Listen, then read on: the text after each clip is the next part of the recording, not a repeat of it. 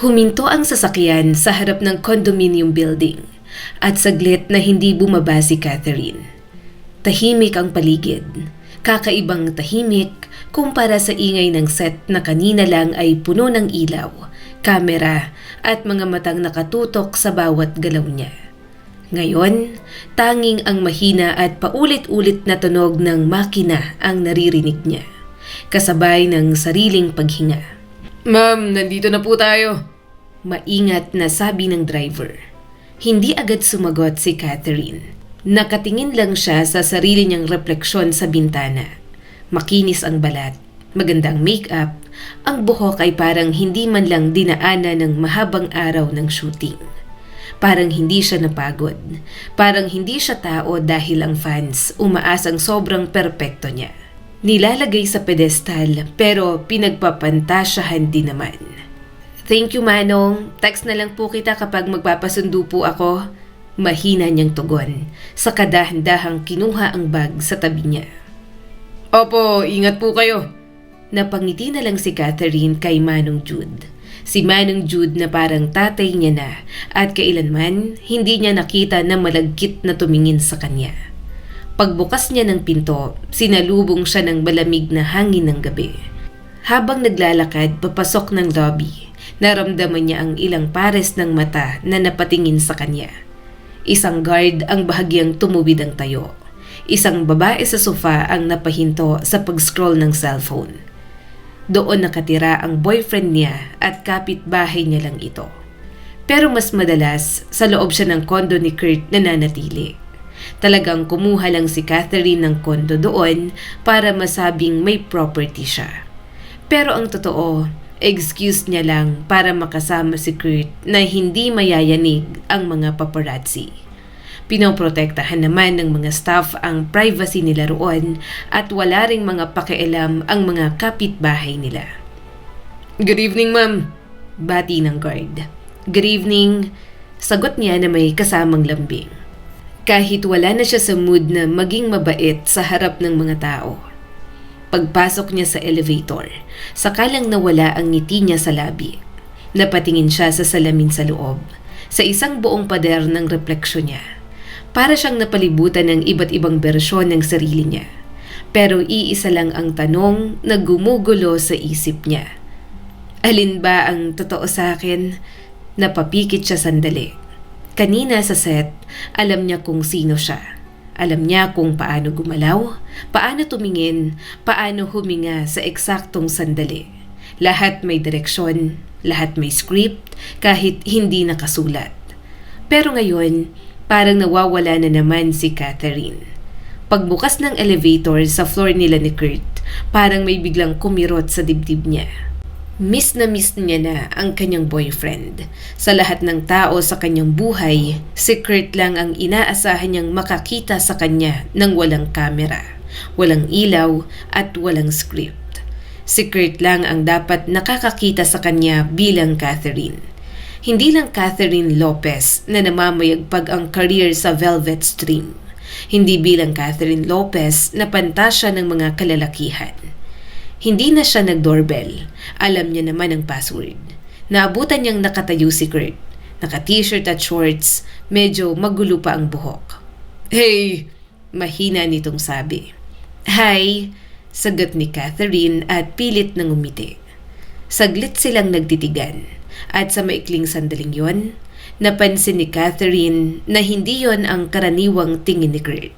Hindi yon ang dating puno ng paghanga, o lambing, o kahit simpleng saya na makita siya. "Galing ka sa shoot?" tanong ni Kurt. "Oo," sagot ni Catherine at inilapag ang bag sa sofa. "Medyo late na tapos?" Yun lang ang sinabi ng boyfriend niya. Walang follow-up questions. Walang usual na, "Kumain ka na ba?" o "Pagod ka ba?" Napatingin si Kurt sa kanya. Saka ngumiti pero hindi yun umabot sa mata. Lumapit ito at niyakap si Catherine pero mabilis lang. Masyadong mabilis na para bang obligasyon lang yon. Napakunot ang noo ni Catherine pero hindi niya nalang pinuna. "Miss na kita," sambit niya na lang. "Miss din kita." Bumitaw si Catherine saka tumingin sa binata. Okay ka lang? Oo naman. Bakit mo natanong? Umiling siya at pilit nang umiti. Wala. Parang ang tahimik mo lang. Napabuntong hininga si Kurt saka tumingin sa gilid. Pagod lang siguro. Kagagaling ko lang din sa trabaho. Pero hindi kumbinsido si Catherine. Kilala niya si Kurt. Pero minsan may mga bagay pa rin siyang hindi alam dito sa kabila ng 4 na taon nilang relasyon. Anong kinain mo? Tanong niya, sinusubukang gawing normal ang usapan. Hindi pa ako kumakain. Bahagya siyang napangiti. Talaga? Gusto mo mag-order tayo? Bahala ka. Sagot na lang ng binata. Tahimik si Catherine habang kinukuha ang kanyang cellphone para mag-order. Nararamdaman niya ang bigat ng katahimikan sa pagitan nila. Anong gusto mo? Tanong ni Catherine. Kahit ano. Mahina siyang tumawa. Kahit ano? Hindi ka na ba choosy? Bakit ganyan ka? Parang hindi mo ako na-miss. May problema ba? Pagod lang talaga ako, Catherine. May kung anong kumirot sa dibdib niya. Hindi niya alam kung tampo ba yon. Minsan na nga lang siyang magkaroon ng free time. Ganun pa ang Kurt na madadat na niya. Okay, mahina niyang sabi saka nag-scroll sa cellphone. Habang naghihintay ng confirmation ng order, napatingin siya kay Kurt na nakaupo sa dulo ng sofa. Nakayuko, hawak ang cellphone pero hindi naman ginagamit. May problema ba? Tanong niya ulit at mas direkta na ngayon. Umangat ang tingin ni Kurt. Wala nga eh. Hindi ka kasi ganito. Parang may iniisip. Parang may mali. Sandaling natahimik si Kurt saka napahinga ng malalim. Catherine, anong nangyari sa shoot mo? Napakurap siya. Normal lang. Bakit? Normal? Ulit ni Kurt at medyo tumalim ang tono. Ganun na ba yung normal para sa'yo? Napatingin si Catherine sa kanyang boyfriend habang naguguluhan. Anong ibig mong sabihin? Tumayo si Kurt, naglakad ng ilang hakbang palayo bago siya hinarap. Nanood ako kanina, yung bagong release mo. Biglang parang nawala ng hangin si Catherine. Trabaho ko yun, Kurt. Saka sinabi ko naman na huwag kang manonood ng mga palabas ko, hindi ba? Para hindi ka magselos at mag-isip ng kung ano. Huwag mong isipin na artista ako. Nag-work yun sa ibang artista na may mga asawa na. Never silang nanood ng palabas ng partner nila. Kasi, bakit yun pag-aawayan? Purely work lang. Saka nakilala mo ako, ganito na ako. Hindi pa lang sikat dati pero tinanggap mo naman ako. 'Di ba? Alam ko naman. Tumawa si Kurt ng mapakla. Wala naman 'di ba? Trabaho mo yan.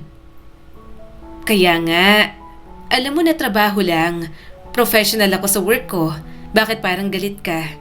Tanong ni Catherine at bahagyang tumataas ang boses. Sa totoo lang, palagi na naman nila yung pinag-aawayan. Lalo na noong sumikat siya at mas marami na ang nakakakilala. Parang palagi na lang may problema sa kanya. Palagi silang nag-aaway at iniisip ni Catherine na siya palagi ang problema. Kaya batid niya na pagkatapos nun, siya na naman ang hihingi ng sorry. Siya na naman ang manunuyo. Hindi ako galit. Ginilo pa lalo ni Kurt ang buhok, na para bang kanina pa itong frustrated. Ewan ko, ang hirap lang, Catherine, na makita ka na ganun. Kahit hindi ako manood, ang mga tao sa paligid ko, kahit katrabaho ko, pinagpapantasyahan ka. Gusto ko na lang manapak. Pinipigilan ko lang ang sarili ko. Selos na nga ako tapos mananakit pa ako para sa'yo. Ikaw na hindi kailanman inisip ang nararamdaman ko. Umawang ang bibig ni Catherine. Ilang beses na nila yung pinagtalunan. Minsan, nakakapagod na lang din talaga sa parte niya. Kapag pinagpapantasyahan siya ng mga lalaki, kasalanan niya pa. Oo na, kasalanan niya na dahil siya naman ang pumayag na maging ganon ang image niya sa industriya. Parte yon ng trabaho ko, sabi niya at pilit na pinapakalma ang sarili. Palagi mong sinasabi na alam mo naman pero bakit sa tono mo parang kasalanan ko? Hindi ko sinasabing kasalanan mo. Eh, anong gusto mong maramdaman ko, Catherine? Lumakas na ang boses ni Kurt. Proud? Masaya? Na lahat ng tao pwedeng tingnan ka ng ganun?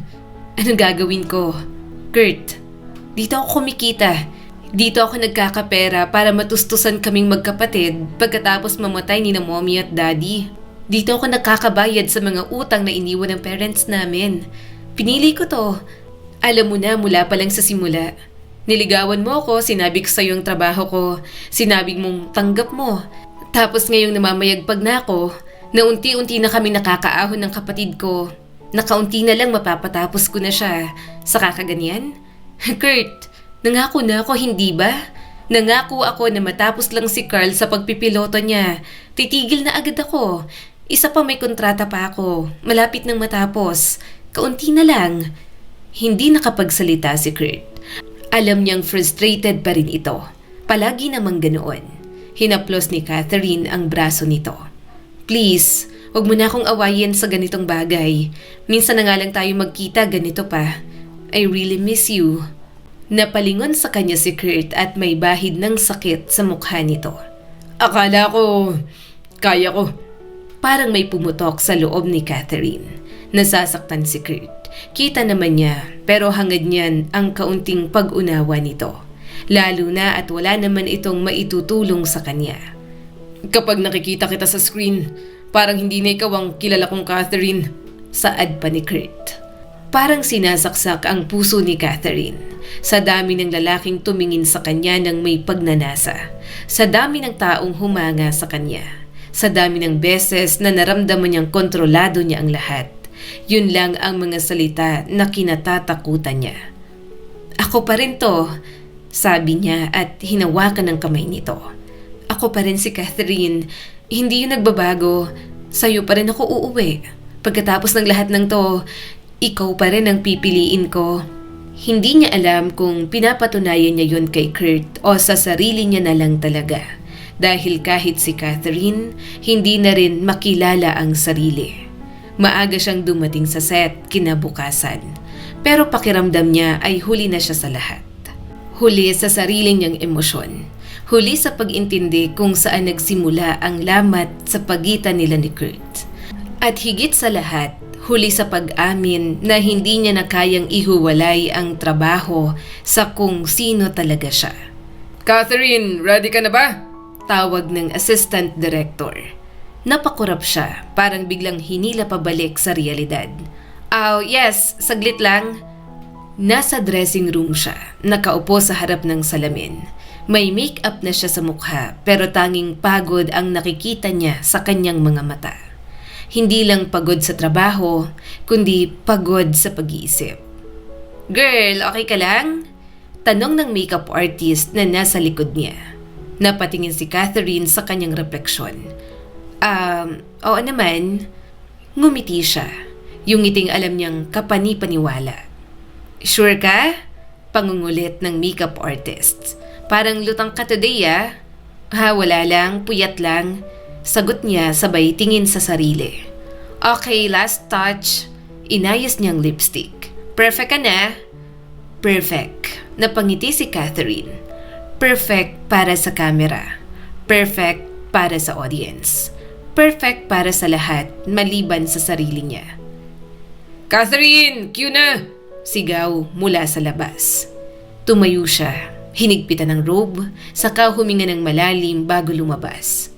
Paglabas niya sa set, sinalubong siya agad ng maliwanag na ilaw. Good morning! Bati ng ilang crew. Morning, sagot niya ng maayos. Nakita niya ang screen partner niyang si Jared na nakaupo sa kama. Ngumiti ito nang makita siya. Ngiting pamilyar na siya. Ngiting may halong landi na kinaiinisan niya. Ngiting may halong kumpiyansa na parang alam nito na wala siyang choice kundi ang makisabay. Uy, good morning, sabi ni Jared. Tumayo at lumapit sa kanya. Mukhang pagod ka. Hindi sumagot si Catherine. Pero mas okay na ganyan ang mukha mo. Ngumisi si Jared, bahagyang yumuko para mas malapit sa mukha niya. Mas gusto ko pa naman kapag pagod ka.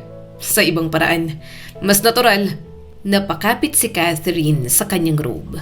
Jared, hindi ka nakakatuwa. Relax, joke lang. Hindi yung joke. Alam at ramdam niya na sa bawat tingin, sa bawat galaw, sa bawat pagkakataon na masyadong malapit si Jared, may intensyon itong landiin siya at diring-diri siya roon. Okay, positions na! Sigaw ng direktor. Tumayo si Catherine sa mark niya, habang si Jared ay bumalik sa kama. Scene 12, take 1! Sigaw ng crew. Tahimik ang buong set, lahat ng mata nakatutok sa kanila. At sa sandaling yon, alam ni Catherine kung ano ang kailangan niyang gawin. Iwan ang sarili at pasukin ang role na tinanggap niya. Action! Lumapit siya kay Jared. Dahan-dahan, eksaktong ayon sa blocking. Iniba niya ang paraan ng pagtingin, paraan ng paghinga, pati ang paglapit. Hinawakan naman ni Jared ang kanyang bewang. Napakapit siya sa balikat nito. Sa labas, mukhang intimate, mukhang natural, mukhang gusto niya. Pero sa loob ni Catherine, sobra siyang nanlalamig. Closer! Utos ng direktor. Lumapit pa si Jared. Mas naramdaman niya ang hininga nito. At kasabay nun ang laway nito. Amoy at pakiramdam ng nakakadiring labi nito. Napapikit si Catherine sandali. Wala siyang ibang iniisip kundi matapos na lang habang magkalapat ang kanilang mga labi. Cut! Biglang naghiwalay ang mundo niya sa eksena. Napaatras si Catherine kaagad. Pinunasan ang labi niya ng inabot na wipes ng kanyang assistant. Okay ka lang? Tanong ni Jared at bahagyang natawa. Alam mo, pwede naman nating i-practice to privately. Napatingin si Catherine kay Jared. Hindi ako interesado. Ngumisi ito. Sayang, parang mas nagiging convincing tayo kung may chemistry outside camera. Hindi na siya sumagot. Maya-maya'y tinawag ulit sila ng direktor. Ginawa niya na lang lahat para hindi umulit ang take. Nag-focus siya para madali na lang matapos. Pagkatapos ng shoot, agad siyang dumiretso sa dressing room. Isinara niya ang pinto. Tahimik na rin sa wakas. Dahan-dahan siyang umupo sa harap ng salamin. At doon, hindi na niya kinaya. Tinanggal niya ang makeup. Pinunasan ng mga labi ng paulit-ulit. Parang may gusto siyang burahin, parang may gusto siyang tanggalin. Hindi ako to. Mahina niyang bulong. Ililigaw ko na lang to sa bahay mamaya. Biglang may kumatok sa pinto ni Catherine. Catherine! Boses ng kanyang manager. Pwede ko bang buksan to? Mabilis niyang pinunasan ang luha niya. Sandali lang, inaayos ko pa po ang sarili ko. Pagbukas niya ng pinto, ngumiti siya rito na parang walang nangyari. Bakit po? May next project ka na agad. Sabi nito at halatang excited. Mas malaki at mas daring. Mas malaki ang talent fee mo. Perfect timing, hindi ba? Graduation na ng kapatid mo soon. Pag-iisipan ko po, sabi niya na lang bigla. Nagulat ang manager. Catherine, bakit naman? Sayang to. Namamayagpag ka na sa linya na to. Pag-iisipan ko po muna, ulit niya ng mas mahina. Saka nakaipon na po ako. Sapat na para makagraduate po yung kapatid ko. Hindi ko na po balak mag-renew ng kontrata. Pagod na po ako. Hindi siya sigurado kung kaya pa niyang magpatuloy. Pagod na siyang hindi kilala ang sarili. At mas natatakot siya sa posibilidad na kapag natapos na ang lahat ng yon, baka saka rin mapagod sa kanya si Kurt. Nang dumating ang anniversary nila ni Kurt, sinikap niya na magkaroon ng free schedule. Gusto niyang makabawi sa kanyang boyfriend. Malaki na ang pagtatampo sa kanya, kaya susuyuin niya na. Kaya ngayon, bitbit ni Catherine ang maliit na cake habang nakatayo sa harap ng pinto ng kondo ni Kurt. Chocolate cake yun na paborito nito. Anniversary nila pero mukhang hindi naalala ng kanyang boyfriend. At sa kabila ng lahat ng away, malamig na mga sagot at mga tanong na walang kasagutan, pinili niyang pumunta. Pinili niyang lumaban pa rin sa relasyon nilang palaging nayayanig. Pagbukas ng pinto, sinalubong siya ng katahimikan. Madilim ng bahagya ang sala. Walang ilaw maliban sa ilaw mula sa kusina na bahagyang tumatama sa sahig. Kurt, may kakaibang pakiramdam sa dibdib niya. Parang may maling nararamdaman si Catherine. Pumasok siya ng dahan-dahan. Inilapag ang bag sa sofa habang hawak pa rin ang cake. "Kurt, nandito na ako," sabi niya, pero tahimik pa rin. Hanggang sa may narinig siyang tunog mula sa kusina. Mahina at parang hinihingal. May mga tunog din siyang naririnig na alam niya lalo na kapag nasa set o binibigay niya ang sarili kay Kurt. Biglang bumilis ang tibok ng puso niya. "Kurt?" Lumakad siya papunta sa kusina at sa bawat lapit niya, mas lumalakas ang kutob niya hanggang sa tuluyan siyang makarating sa bukana ng kusina. At doon, parang tumigil ang mundo ni Catherine. Hindi agad pumasok sa isip niya ang nakita niya. Parang may delay at hindi kayang tanggapin ng utak niya. "Kurt?" Mahinang usal ni Catherine. Nakatayo si Kurt pero hindi ito nag-iisa. Kasama nito ang babaeng ilang beses na niyang narinig sa mga kwento nito na kaibigan, kababata at walang ibang ibig sabihin. Naniga si Catherine sa kinatatayuan niya, habang pinagmamasdan ang mga katawan ng mga ito na walang saplot. Hindi siya makahinga, hindi siya makapagsalita, hindi siya makagalaw. Saglit siyang napansin ni Kurt habang buhat ang kababata nito at walang tigil sa paggalaw. Nagkatinginan sila at nagulat ito sa kanya. Pero panandalian lang yon dahil pagkatapos ay may ibang bagay na pumalit. Tinuloy lang ni Kurt ang ginagawa habang nakatingin sa kanya na para bang hindi ito nanloloko. Napapikit at napangangapa hanggang sa mas lalong humigpit ang yakap nito sa kababata nito. Tumulo ang mga luha niya ng sunod-sunod. Unti-unting umatras si Catherine. Hindi niya alam kung paano gumalaw ang paa niya. Basta bigla na lang siyang napunta sa sala. Narinig niyang nag-uusap ang mga ito sa loob ng kusina. "Dumating ang girlfriend mo?" Tanong ng babae. Sumagot naman si Kurt. "Hayaan mo siya. Kakausapin ko muna. Punta ka na lang muna sa kwarto ko. Ituloy natin mamaya. Nabitin ako." Tumawa ang kababata nito. "Sige, hintayin kita. Nabitin din ako." Marahas siyang napabaling sa direksyon ng kusina. Hindi siya makapaniwalang naririnig niya ang lahat ng yon. Parang may pumutok sa loob niya. Napaupo siya sa sofa habang nanginginig ang mga kamay. "Catherine!" Malamig na tawag sa kanya ni Kurt. Matalim niya itong tiningnan, pati na rin ang kababata nito na nakangisi sa kanya. "Go to my room," narinig niyang sabi ni Kurt na parang normal lang. Na parang hindi siya girlfriend. Dumaan lang ito sa harap niya. Hindi man lang nahiya. Parang siya ang bisita. Parang siya ang walang lugar doon. "Ganun na lang?" Tanong niya rito. "Papapasukin mo lang siya sa kwarto mo habang nandito ako?" "Catherine, calm down. Don't tell me to calm down." Sigaw niya at tumayo na lang bigla. Nanlilisik ang mata niya at nanginginig ang buong katawan. "Anniversary natin, Kurt. Pinilit kong maging free. Pinili kitang unahin. At ito? Eto ang ibibigay mo sa akin? Wala man lang akong nakitang pagsisisi dyan sa mukha mo. Pinakita mo pa sa akin na sarap ka." Narinig niya ang buntong hininga ni Kurt. "Catherine, tapos na to. Kung ano man ang relasyon natin, tinatapos ko na." Namumugto ang mata niya sa mga luha. Pero matalim pa rin ang tingin niya. "Tapos na? Anong tapos na? Kailan ka nagdesisyon ng ganyan? Ganito lang kadali sa'yo?" "Hindi to madali," sagot ni Kurt at napabuntong hininga na para bang boring na lang talaga ang kanilang usapan. "Pero matagal na tong sira. Sa tingin mo ba talaga maayos pa ang relasyon natin?" Napatawa si Catherine. "Sira? Matagal na tong nasira dahil makitid ang utak mo. Sinasabi mong mahal mo ko at naiintindihan mo ang sitwasyon ko. Pero ikaw tong palagi akong inaaway sa parehong problema mo."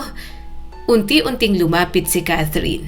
Parang hinahatak ng galit, ng sakit, ng lahat ng tanong na hindi nasagot.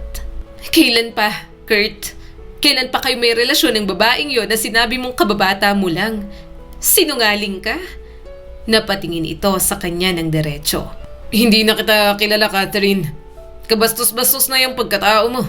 Bukod sa lihim na nga tong relasyon natin, mahirap ka rin ipagmalaki dahil dyan sa imahe mo." Parang may kung anong bumagsak sa loob ni Catherine. Biglang napuno ng galit ang dibdib niya. Ano bang gusto mong marinig? Sigaw pa niya. Na nagsisisi ako? Na mali ang ginagawa ko? Na ako ang may pagkukulang? Na aakuin ko ang lahat ng mali kung bakit tayo naghiwalay? Ikaw, hindi ba mas masahol ang ginawa mo? Tumira ka sa iba? Ako umaarte para sa trabaho. Ikaw, talagang gumalaw ng ibang babae. Sa harap ko pa, tinuloy mo pa. Kabastos-bastos ako? Pwes, mas bastos ka. Simula pa lang, alam mo na kung anong trabaho ko. Akala ko kaya ko. Sigaw din ni Kurt. Sa wakas ay nawala na ng kontrol. Akala ko kaya kong tanggapin. Akala mo ba madali sa akin na panoorin kung paano ka hinahawakan? Tinitingnan at pinagpapantasyahan ng iba. Trabaho ko yun. Ulit ni Catherine, halos desperado na. Hindi na yan trabaho sa paningin ko. Sagot ni Kurt. Para ka na rin nagbebenta ng sarili mo. Kaya anong bastos sa ginawa ko? Gusto mong malaman ng totoo? Oo, nasarapan ako sa kababata ako. Oo, tinuloy ko pa rin kahit nakita na kita. Kasi sarap na sarap ako. Ano pinagkaiba nating dalawa? Ikaw, sarap na sarap ka rin naman sa mga lalaki nagiging partner mo sa set Huwag mong sabihin sa akin na walang epekto yun sa'yo. Kasi sanay na sanay ka na. Ang cheap mong klase ng babae.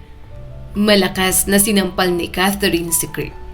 Natigilan ito at galit na bumaling sa kanya, kaya sinampal niya pa ulit ng mas malakas. Parang may sumaksak sa kanya gamit lang ang mga salitang yon. Mas masakit pa kaysa sa nakita niya sa kusina. Mas masakit pa kaysa sa pagtataksil dahil yon nilalait kung sino talaga siya. Cheap? Ulit niya habang nanginginig ang boses at halos sapakin na ito sa mukha. Pinigilan siya ni Kurt at binalya ang kamay niya ng nananakit dito. Oo, yun ang tingin ko sa'yo ngayon. At nagsisisi ako na pinatulan ko ang kagaya mong cheap na babae. Hindi agad nakareact si Catherine. Nakatingin lang siya rito. Parang sinusubukan pang intindihin kung paano naging ganoon ang lahat. Kung paano umabot sa puntong yon ang lalaking minahal niya ng ilang taon. So ano, ginawa mo yun? Tanong niya at tinuturo ang kwarto. Para maramdaman ko ang nararamdaman mo kapag may shoot ako? Kapag may ibang humahalik at humahawak sa akin? Umigdig ang panga ni Kurt. Ngayon, alam mo na kung anong pakiramdam na makita ang taong mahal mo na may ibang kaulayaw sa kama. Biglang sumigaw si Catherine. Pag-arte lang yon, hindi totoo. Ikaw, yung sa inyo ng kababata mo, totoong totoo. Ungol na ungol ka pa nga, hindi ba? Mga baboy kayo. Makitid ang utak mo.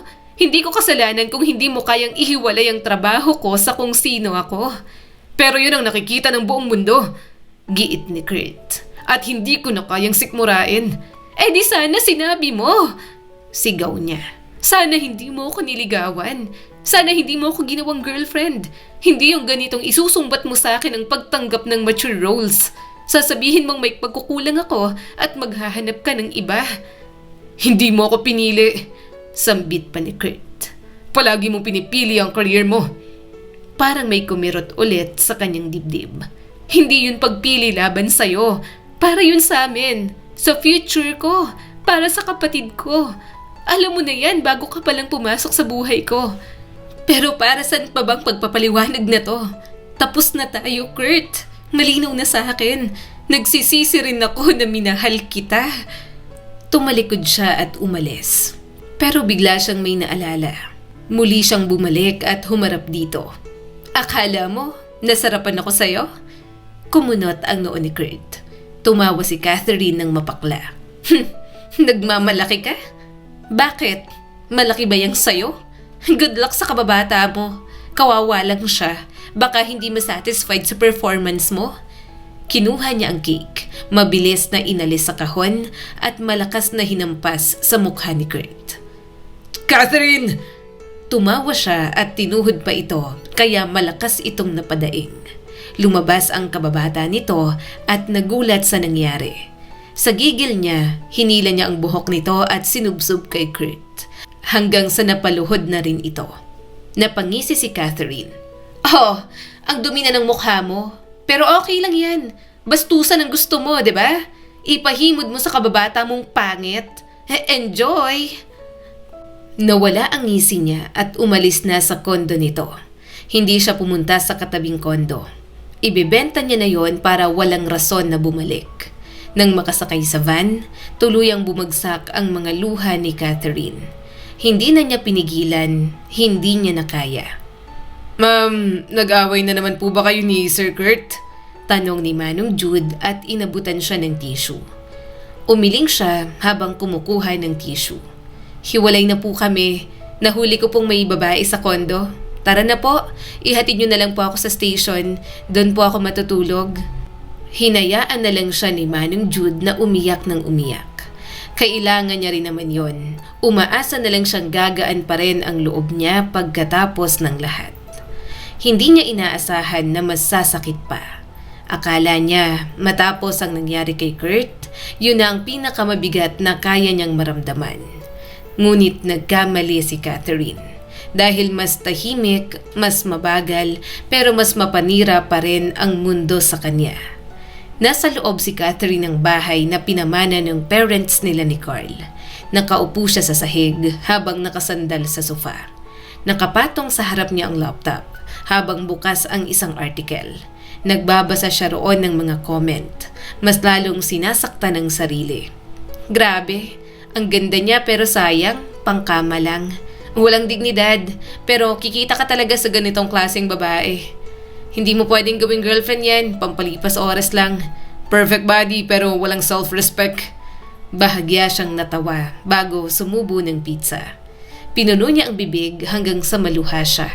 Ginugutom niya palagi ang sarili para mapanatili ang figure. Kaya ngayong stress na siya, kinain niya ang kanyang mga gusto. Sige, mga walang kwenta. Bastusin niyo pang pagkatao ko. Mga wala naman kayong alam. Sa bawat salitang nababasa, parang may kumakala sa kanya. Parang unti-unti hinuhubaran ng pagkatao si Catherine hanggang sa katawan na lang ang natitira. Napapikit siya habang ngumunguya. Mga buwisit kayong lahat? Mga pangit kayo? Tumawa siya nang maalala ang sinabi ni Kurt. Ako? Cheap? Walang hiya naman pala siya. Napahawak siya sa dibdib. At least ako, ginawa ko lahat ng kaya ko para makaahon. Siya, kondo niya bigay pa ng parents niya. Kapag ayaw niya sa trabaho, nagre-resign na lang. Good luck sa babae niya. Bagay sila. Pareho silang pangit.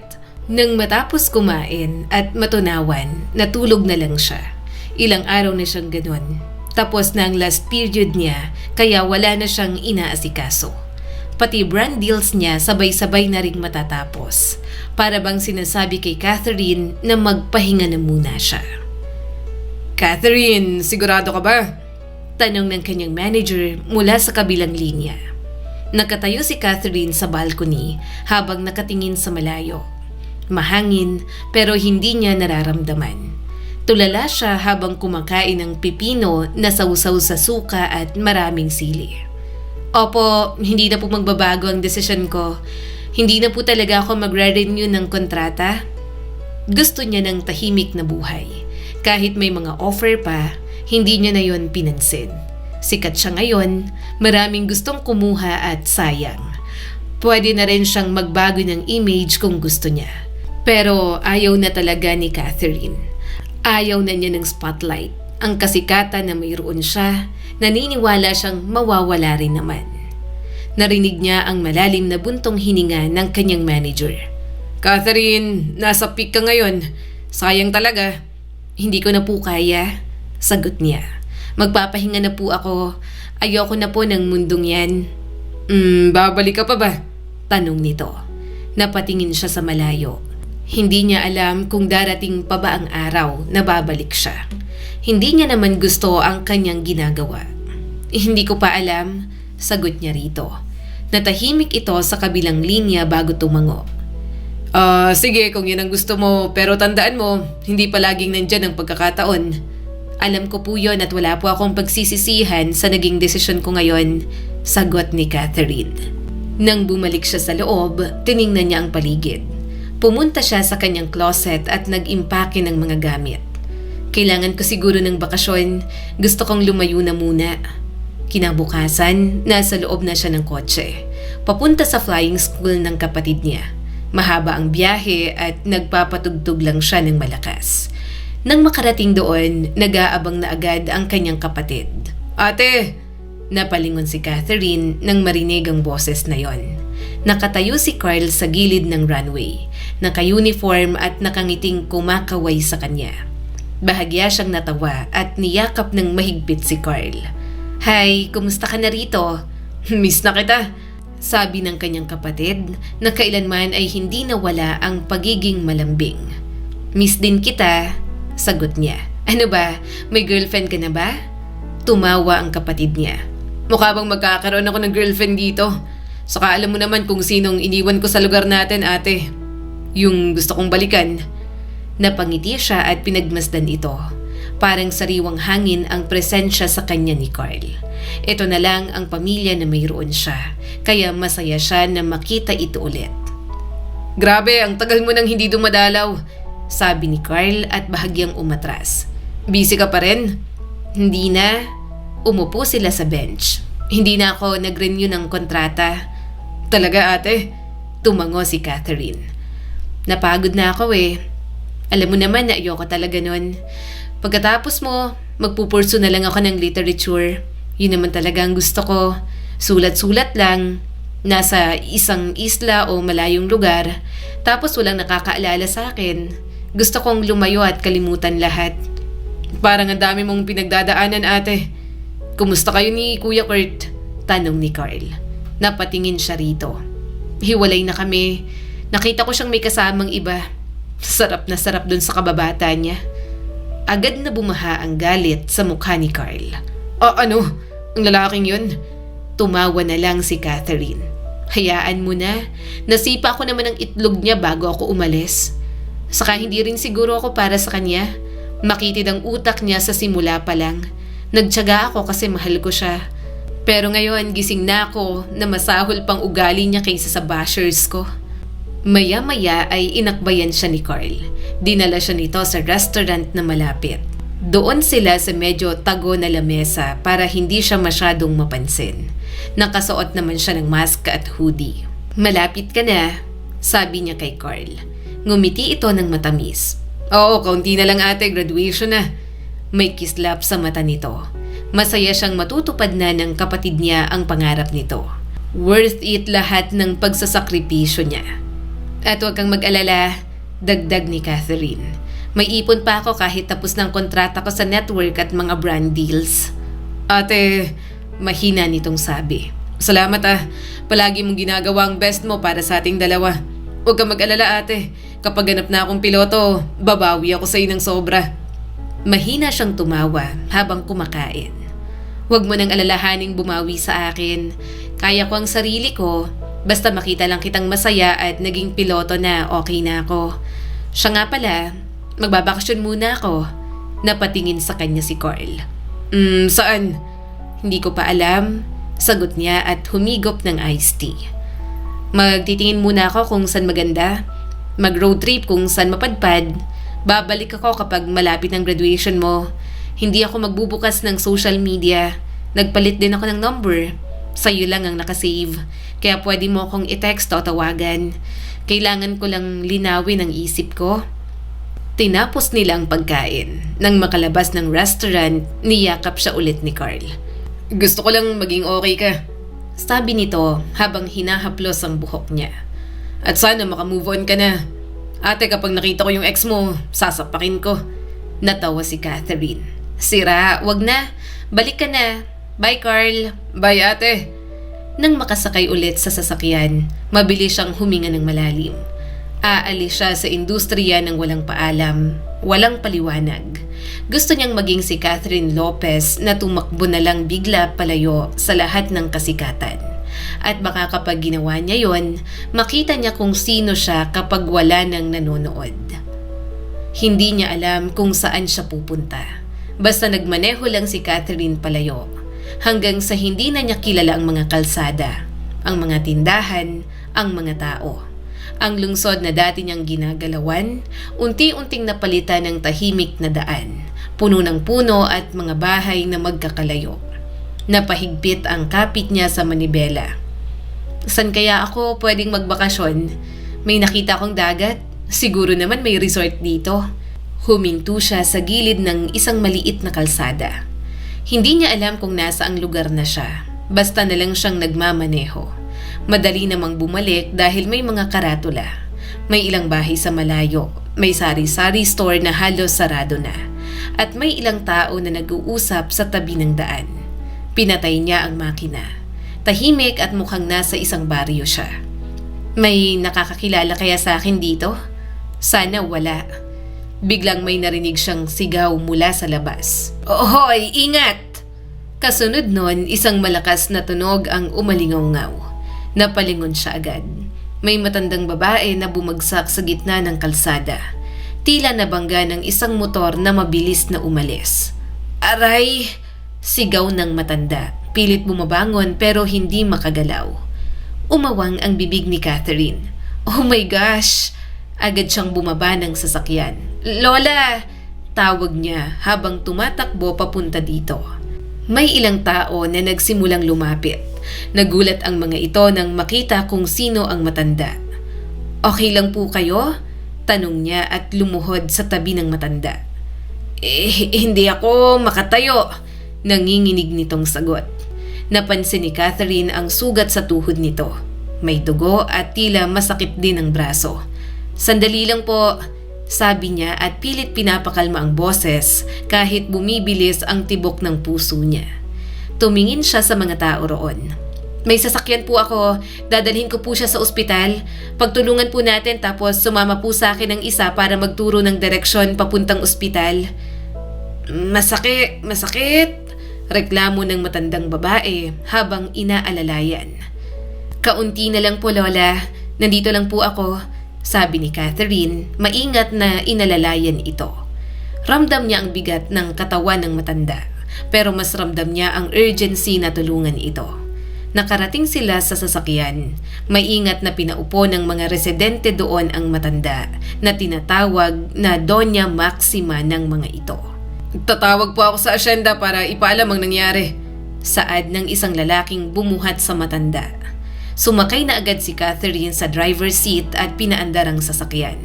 Medyo binilisan niya ang pagpapatakbo. Pagkarating sa ospital, agad namang pinagtulungan ng mga nurse na mailipat sa stretcher ang matanda. Iha, huwag ka munang umalis. Please, sabi sa kanya ng matandang babae. Medyo nagdalawang isip si Catherine. Napatingin siya sa paligid. Napansin ang ilang ulit ng pabalik-balik na tingin sa kanya. Kaya naman, yumuko siya, tinago ang sarili sa hoodie. Kinuha niyang shade sa sasakyan. Sumunod siya sa matandang ayaw bitawan ang kanyang kamay. Pero nang dalhin ito sa emergency room, napilitan itong bitiwan siya. Si Doña Maxima ang sinugod Natawagan niyo na ba si Sir Juancho? Tanong ng isang nurse. Sumagot ang isang lalaki na kasama sa mga tumulong. Oo, pinapunta ko ng asawa ko ron sa asyenda. Siguradong papunta na sila ngayon dito. Napakamot si Catherine sa sentido. Hindi niya alam kung bakit nagstay pa siya roon. Siguro aalis na lang siya kapag nandoon na ang pamilya ng matandang tinatawag na Doña Maxima ng mga ito. Umupo na lang siya sa waiting area habang nakayuko. Iniiwasan niyang makita siya ng ibang tao roon. Baka may nakakakilala sa kanya at pagkaguluhan pa siya. Sa kakahintay, hindi niya namalayang nakatulog na siya habang nakaupo. Miss? Mahinang tawag sa kanya ng isang lalaki. Bahagyang kumunot ang noo ni Catherine. Sinipsip niya pabalik ang laway at muling natulog. Mas lalo pa siyang sumubsob sa kanyang unan. May tumikhim at narinig niya ulit ang malalim na boses ng lalaki. Miss, gumising ka na. Basang-basa ng polo ko sa'yo. Unti-unting iminulat ni Catherine ang kanyang mga mata. Medyo madilim ang bumungad sa kanya dahil sa shades na nasa kanyang mga mata. Tinanggal niya yon sabay punas ng kanyang tumulong laway. Ganon talaga siya kapag pagod. Naglalaway kapag natutulog. Pero nang may dumaang nurse at mga tao, saka palang na-realize ni Catherine kung saan siya natulog. Tiningnan niya ang yakap niyang braso na malaki. Kita ang mga ugat. Nanlaki ang mga mata niya nang mapagtanto na braso yun ng lalaki na yakap niya. At ang mukha ni Catherine, walang hiyang nakadantay sa mukha ng binata. Miss, kung gising ka na, please, pwedeng pakibitiwan na lang ako. Kanina pa ako nangangalay. Wala ka ibang ginawa kundi hilahin ang braso ko. Hindi na ako nakatayo para tingnan ang lola ko. Baritono at masungit na sabi ng lalaki. Agad siyang lumayo at nagulat nang makita ito. Halos mapatalon siya sa upuan. Samantalang ito, nakatingin lang ng diretso sa harap at hindi man lang natinag. Ano bang ginawa ko? Kinakabahan niyang tanong at sinuot ulit ang sunglasses. Nakatulog ako sa balikat mo? Oo, umupo lang ako rito para hintayin na makalabas ng emergency room si Lola nang bigla ka nalang dumantay sa balikat ko. Kanina ka pang tulog.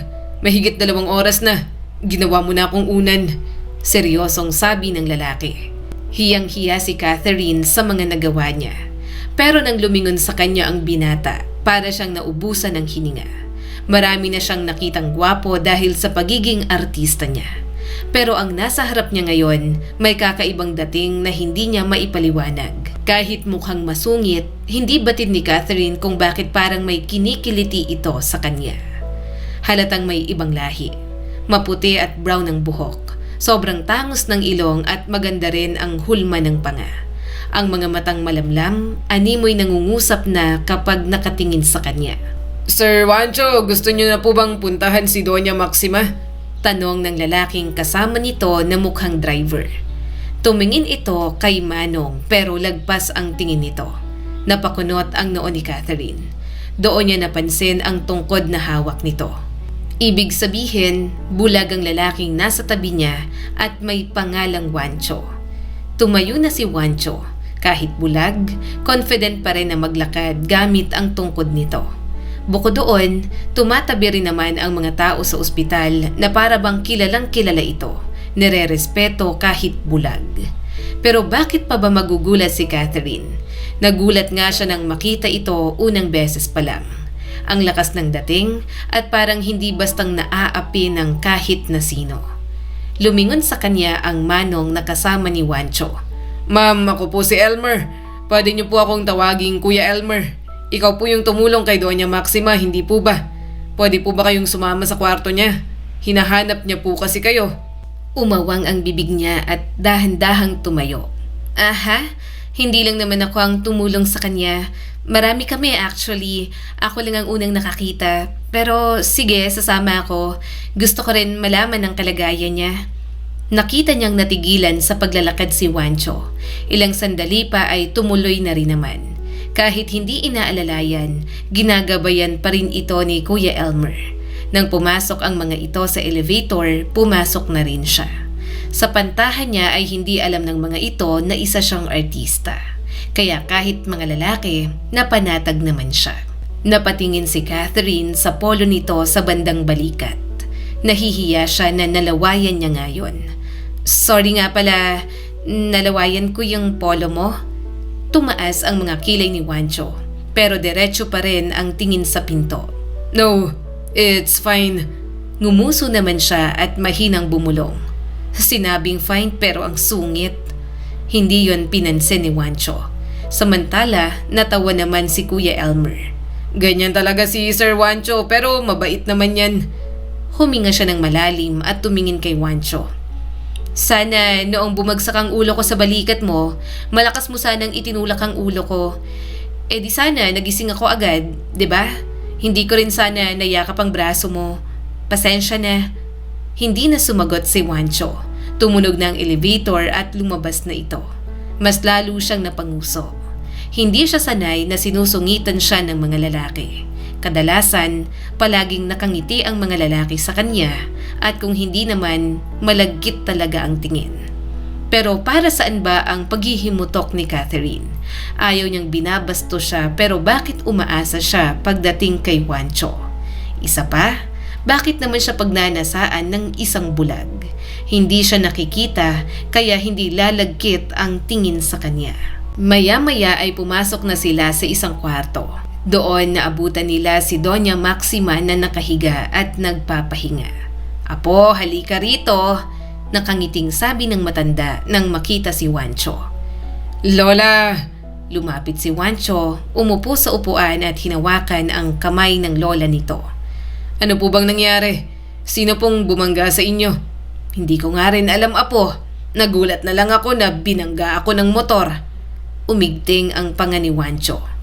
Ipapahanap ko kung sino ang gumawa sa iyo nito, Lola. Hindi siya makakatakas. Kailangan niyang pagbayaran yon. And Lola, ilang beses ko na bang sinabi sa iyo na huwag kang aalis mag-isa? Kung may pupuntahan ka, magpasama ka kay Kuya Elmer. Ipagdadrive ka naman niya. Bahagyang umiti si Doña Maxima. Apo, alam mo namang gusto kong sumubok ng kung ano-ano sa labas. Hayaan mo na ako. Saka huwag ka nang magsungit dyan. Malakas pa naman ako. Malakas pa ang buto ko, apo, kahit matanda na ako. Okay na nga ang pakiramdam ko. Saka kaunting sugat lang ang natamo ko at kaunting pilay. Kahit na, Lola, baka makaapekto sa kalusugan mo ang aksidente na yon. Umiling si Juancho at mas humigpit ang hawak sa kamay ni Doña Maxima. Ikaw na lang ang meron ako, Lola. Ikaw na lang ang pamilya ko. Ayokong mawala ka. Pero dinaan lang sa tawa ni Doña Maxima ang lahat. Eto naman, apo, matanda na ako. Hindi na rin ako magtatagal. Mamamatay din naman ako. Ikaw ang... Lola! Galit na sabi ni Juancho. Huwag mo ngang sabihin yan. Muli pang tumawa ang matanda. Anong huwag kong sabihin? Apo, mamamatay na rin ako. Kalaunan susunod na rin ako sa lolo mo at sa mga magulang mo. Lahat ng tao mamamatay at tanggap ko yon. Ikaw, malulungkot ka. Kasi ako na lang ang pamilya mo. Kaya nga sinasabi ko sa iyo, apo, mag-asawa ka na lang at magkaroon ng maraming anak para hindi ka malungkot kapag nawala na ako. Pero parang timang na umiling si Juancho. Ayoko, Lola. Kung mamamatay ka, susunod na lang ako. Hindi ako mag-aasawa kung manloloko rin lang. Pero hindi naman lahat ng babae ay katulad ng ex-girlfriend mo. Sambit pa ni Doña Maxima. Makakahanap ka rin ng babaeng para sa'yo na mamahalin ka. Sa pogi mong yan, imposibleng wala kang makita. Umismid lang si Juancho. Lola, baka nakalimutan mong bulag ako. Napailing ang matanda. Bulag ka, pero sinasarado mo pa rin ang puso mo, kaya ka ganyan. Hindi lang naman ang ex-girlfriend mo ang babae sa mundo, apo. Samantala, nakatayo lang doon si Catherine at nakikinig sa maglola. Masungit si Juancho pero nakikita niyang mapagmahal itong apo. Naniniwala rin siya na kapag pinalaki ng lola na mabait, magiging mabait din ang apo paglaki. Kaya naisip niya na baka mabait naman kahit papaano ang binata. Maya-maya'y lumingon sa kanya si Doña Maxima. Hello, iha! Ikaw ang tumulong sa akin, hindi ba? Ano ba ang pangalan mo?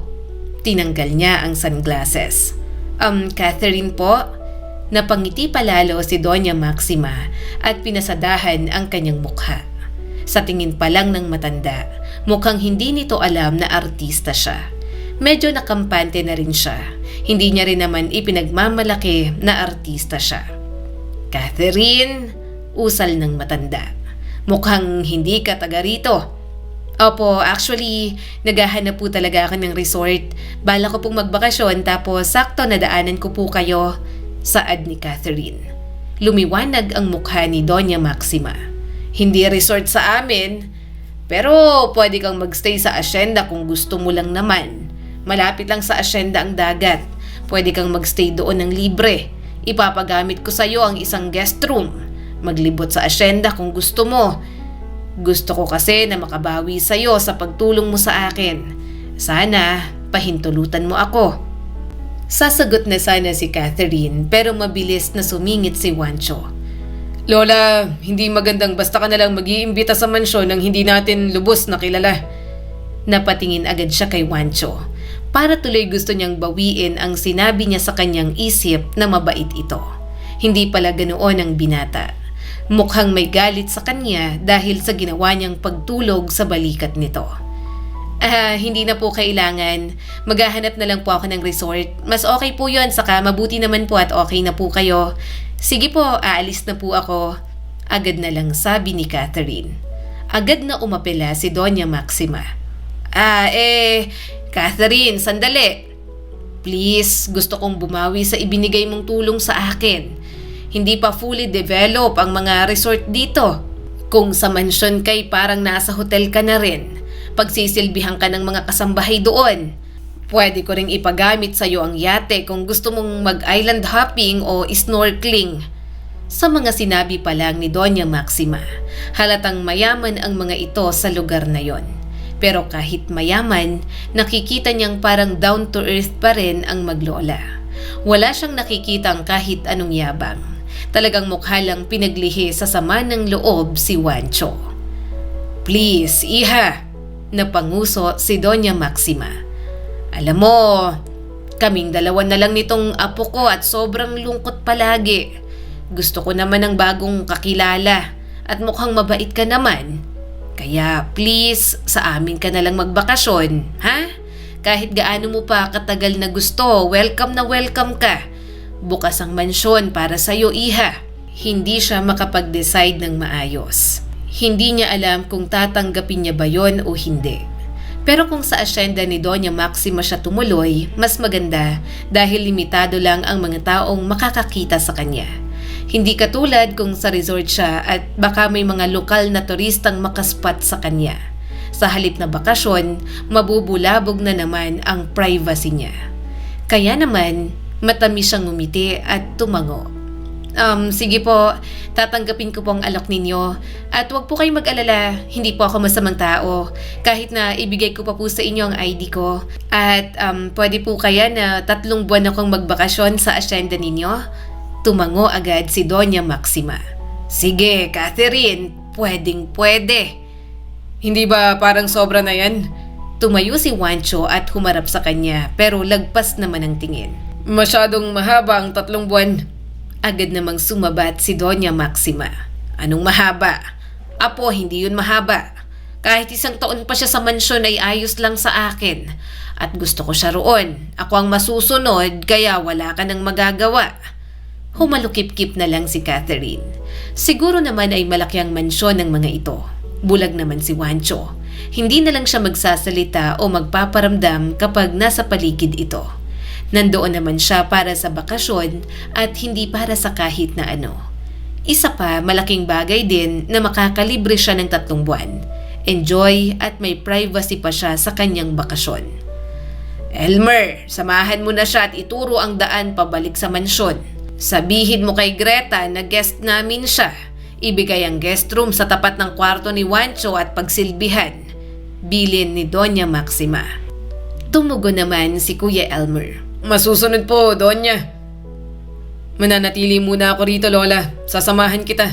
Susunod rin ang isang kasambahay. Nakausap ko ng doktor at kailangan mo munang manatili dito ng ilang araw. Seryosong sabi ni Juancho sa lola nito. Okay, sagot ng matanda, sabay tingin sa kanya. Catherine, iha, huwag kang mag-alala. Uuwi rin ako soon. Magpapagaling lang. Babalik ako. Tsaka kita aasikasuhin. Hindi naman kailangan, pero tumango na lang din siya. Halata naman ni Catherine na nagigiliw sa kanya si Doña Maxima. Kaya pagbibigyan niya na lang din. Nang lumabas siya sa ospital, sumakay na siya sa kanyang sasakyan. Nag-convoy na lang sila ni Kuya Elmer. Pagdating sa asyenda, binuksan ang malaking gate para sa kanila. Akala niya ay simpleng asyenda lang, pero nagulat na lang talaga siya. Grabe, ang laki naman ng asyenda nila. Sa kanila ba to lahat? Nakita niya ang farm ng dragon fruit, mais at mga suha na nakabalot sa plastik at mga puno ng mangga. Ang daming pananim, may bakahan at manukan pa. Marami rin ang napapatingin sa kanyang sasakyan na mga tauhan doon. Grabe, kung iisipin parang ang simple ng buhay dito, pero ang lawak ng lupain nila, sobra. Totoo ba to? Habang papasok pa, may bumungad pa ulit na mas magandang gate. May mga security guard na nakapalibot. At doon, nakita niya ang napakalaking mansyon. Wow! Napaganga si Catherine sa laki ng mansyon habang binababa ang bintana. Ang laki nito? Gaano ba sila kayaman? Ang low-key nila? Sino yan, Elmer? Tanong ng isa sa mga security at may sinabi sa hawak nitong radyo. Bisita ni Doña Maxima, tutuloy sa mansyon. Saad ni Kuya Elmer. Nang umandar ulit ang sasakyan ni Kuya Elmer, pinaandar niya rin ang sa kanya. Nang tumigil sa harap mismo, namangha siya na may mga kasambahay na nakaabang. Nakahilera na parabang babati sa sino mang darating. Na parabang sa mansyon na yon, palaging may dumarating na bisita kaya well-behave ang mga kasambahay. Magandang hapon, Miss Catherine. Sabay-sabay na bati ng mga ito. Bahagyang natawa si Catherine at tiningnan ang mga ito. Hi! Ang formal nyo naman, Catherine na lang. Umabante ang isang ginang. Ako si Greta, ang mayordoma ng mansyon.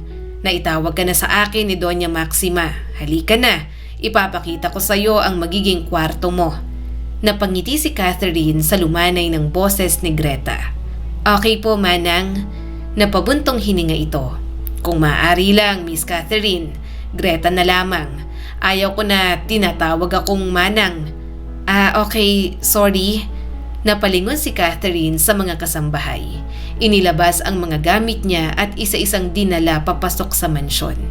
Kaya agad na rin siyang sumunod kay Greta. Kung maganda sa labas, mas may igaganda pa sa loob. Wala siyang ibang ginawa kundi ang mapanganga sa mga nakikita. Lumaki naman siya sa may kayang buhay.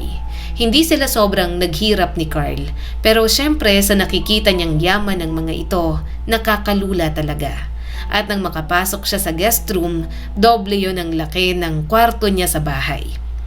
Parang ang laki ng room ko dito. Medyo natawa si Catherine. Wala bang iba? Meron naman na mas maliit pero binili ni Doña Maxima na itong ibigay namin na kwarto sa tapat ng kwarto ni Sir Juancho. Kung gusto mong maligo ay pwede na. Ihahanda na namin ang liguan mo. Ano bang scent ang gusto mo? Nawiwindang siya sa dami ng choices doon. Pinapapili siya ng scent na parabang prinsesya siya na makukuha ang lahat ng gusto. Sa huli, strawberry scent na lang ang pinili niya. Masyadong pangbata pero noon pa man, yun na talaga ang scent na gusto niya. Nang makaligo, kumuha na siya ng damit na susuotin. Hinatidan lang siya ng pagkain at doon na kumain. Pagkatapos noon, nagpahinga na lang siya. Nang lumabas siya sa may balkonahe, napangiti siya nang makita ang dagat at papalubog na araw. Ang ganda naman dito, bahagya siyang natawa. Parang nakatagong paraiso. Napansin niya na may security rin sa tabing dagat. Siguro dahil open area ang dagat. Mukhang pinahahalagahan nilang privacy nila rito. May nakakakilala kaya sa akin? Sana wala. Pero maniniwala ba siya roon? Maaring hindi siya kilala ng mga mayayamang katulad ng maglola. Pero ang mga simpleng tao na madalas manood ng TV at tumambay sa cellphone ay siguradong kilala siya. Lumipas ang mga araw, nanatili na lamang muna siya sa silid. Medyo naglibot sa tabing dagat at kumain ng mga hinahain sa kanya. Araw-araw tumatawag si Doña Maxima sa kanya. Tinatanong kung kumusta siya roon. Sinasabi niya naman na nag-e-enjoy siya. Hanggang isang araw, habang nagbibilad si Catherine sa araw, lumapit sa kanya ang dalagang kasambahay na naghatid sa kanya ng juice at sandwich. Miss Catherine, medyo kinikilig nitong sabi. Pwede po bang pa-picture tapos pa-autograph? Bahagya siyang nagulat. Kilala mo ako? Apo naman, Miss Catherine. Kinikilig pa rin ito habang pinagmamasdan siya.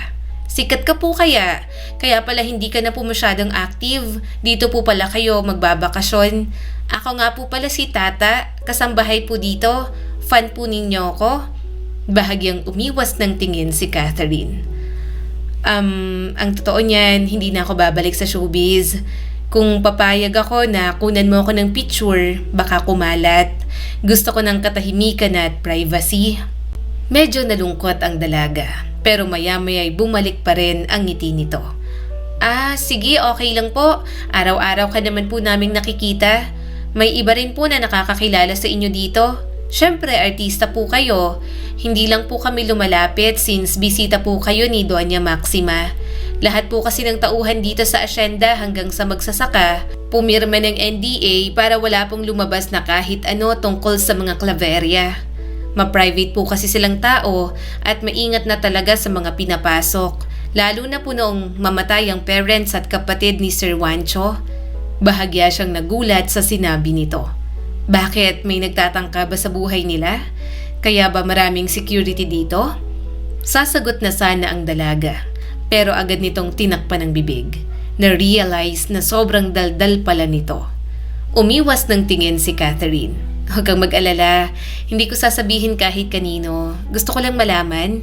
Pinatuloy lang kasi nila ako rito dahil gustong bumawi ni Doña Maxima. Napakagatlabi si Tata. Huwag po ninyong sasabihin ha. Opo, marami pong security. Pero sa pagkakaalam ko po, wala naman pong banta sa buhay nila kasi nahuli na po.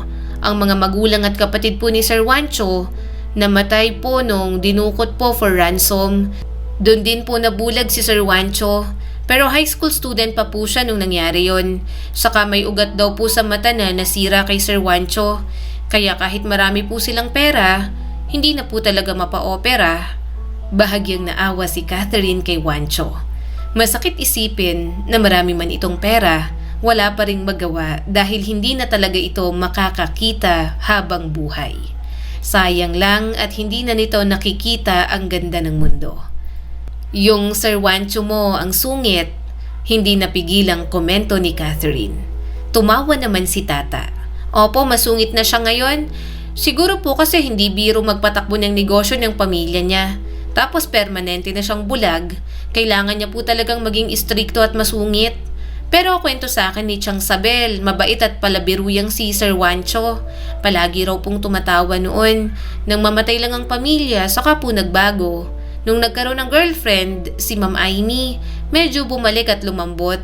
Pero niloko lang siya ni Ma'am Aimee kasi nagkaroon ng ibang lalaki. Kaya ngayon, mas lalo nang naging masungit. Nakakatakot nga kapag nagwawala. Sa dami ng idinaldal ni Tata, ang dami niya tuloy nalaman kay Juancho. Wala naman siyang interes, pero dahil doon siya nagbabakasyon ngayon, wala sigurong masama kung kilalanin niya ang mga ito. Sa huli, pinagbigyan niya si Tata na magpa-picture sa kanya.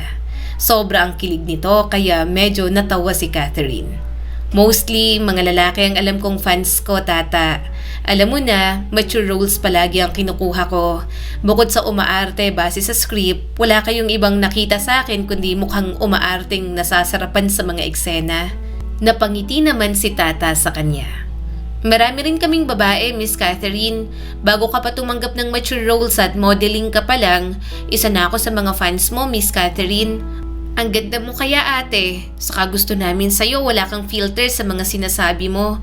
Sinasabi mo ang mga gusto mong sabihin, saka kahit na mature roles ang tinatanggap mo, hindi mo rin hinahayaan ang sarili mo na mabastos ka. Saka tanda ko sa interview mo, hindi mo naman talaga gustong yung mga mature roles. Wala ka lang choice kasi namatay ang parents nyo. Marami kayong utang, saka pinag-aaral mo ang kapatid mong si Carl, hindi ba? Kapag nga maraming nagbabastos sa'yo sa comments at mga basher, keyboard warrior talaga ako. Makikipag-away talaga ako para ipagtanggol ka. Umawang ang bibig niya. Hindi siya makapaniwalang may fan siyang mga babae na nagtatanggol at nakaka-relate sa kanya. May mga babaeng gusto pa rin siya sa kabila ng kabastos-bastos niyang imahe sa industriya. Kailanman ay hindi siya pumayag sa fan meet. Alam niya kasi na mga lalaki lang ang pupunta, magbibigay ng regalo at kung ano-ano pa. Napangiti si Tata. Alam mo, Miss Catherine, sayang na hindi ka nababalik gaya ng sinasabi mo. Pero tanggap na rin namin kasi kung saan ka masaya, doon lang kaming mga tunay na fans mo. Laban lang sa buhay, Miss Catherine, gaya ng palagi mong sinasabi. Napaiwas ulit siya ng tingin. Nangingilid ang kanyang mga luha. Hindi siya makapaniwalang may ganun pala siyang mga tagahanga. Tumatak sa kanya ang sinabi ni Kurt na cheap siyang klase ng artista. Kaya naniniwala na wala na talaga siya. Na isa lang siyang artistang pinagpapantasyahan ng mga kalalakihan. Simula noon, palagi niya nang gustong kasama si Tata.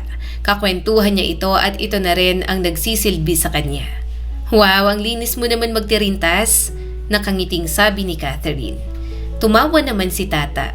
Nasanay lang, Miss Catherine, saka maliliit ang mga daliri ko, parang kikiam oh. Napahalakhak na lang siya. Palabiro palagi si Tata kaya lagi na lang siyang natatawa.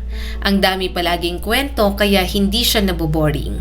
Hindi pa siya nagkakaroon ng kaibigan. Ewan niya ba? Pero lapitin talaga siya ng mga plastic na tao kaya masaya siyang makilala si Tata. Kinabukasan, umuwi na ng bahay si Doña Maxima at Juancho. Sabay-sabay silang kumakain kapag almusal at hapunan. Buong maghapon kasi, nasa office lang si Juancho kasama ang assistant nito para magtrabaho. Masungit pa rin, samantalang si Doña Maxima, giliw na giliw sa kanya na para bang apo si Catherine na matagal nang nawalay. Isang araw, nasa veranda sila. Siya, abala sa kanyang laptop habang nagsusulat. Si Doña Maxima, minamanduhan ang mga kasambahay na nag-aayos ng mga pasuroon. At si Juancho na nakaupo lang, nakikinig sa sekretary nito at abala rin sa trabaho.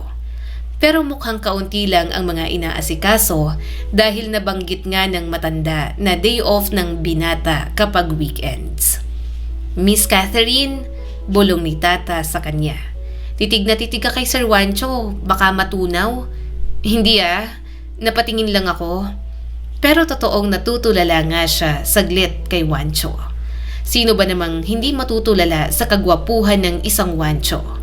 Bulag man pero sobrang hot pa rin. Parang madalas pa rin mag-workout at ang bango-bango palagi. Tumawa pa si Tata. Ang pogi niyang si Sir Juancho, miss. Naglalaway nga dyan si Rina. Sinong Rina? Yung kasambahay din dito. Yung mukhang isda. Pasimpleng papansin yun kay Sir Juancho. Akala mo naman papatulan. Nakangusong lait ni Tata. Napailing na lang si Catherine. Kaya talaga? Pero seryosong usapan, Miss Catherine. Ang ganda-ganda at ang hot mo rin. Feel ko kung nakikita ka ngayon ni Sir Juancho, kung hindi siya bulag, baka maging type ka rin niya. Saka si Doña Maxima, mukhang botong-boto sa'yo. Parang gusto ka niya para sa apo niya kahit hindi ka pa niya gaanong kilala. Nakangiting bulong ni Tata. Napairap na lang siya at sinaway ito. Ayaw niya ng kahit na anong issue. Gusto niya lang magbakasyon ng matiwasay doon. Ilang sandali pa ay bumalik si Doña Maxima sa upuan. Iha, Catherine, may boyfriend ka na ba? Magkwento ka naman. Tipid na lang siyang ngumiti. Naikwento niya na yon kay Tata.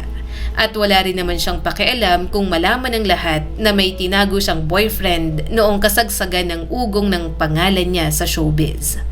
Meron naman po, isa lang. Naghiwalay lang po kami kasi nahuli ko po sa kondo na may kasamang iba. Sa kanila at ininsulto po ako dahil sa trabaho ko. Sambit ni Catherine. Nagulat naman ang matanda. Really? Bakit? Ano ba ang trabaho mo? Artista. Mostly gumaganap sa mature na roles. Medyo nahihiyang, sabi ni Catherine.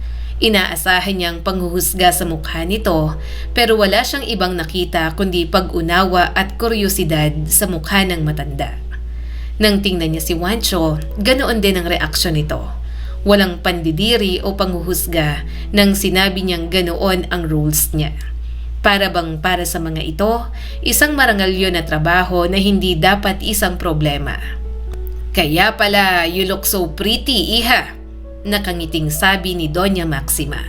Artista ka pala. Tumango na lang siya. Opo, pero ayoko na po ron.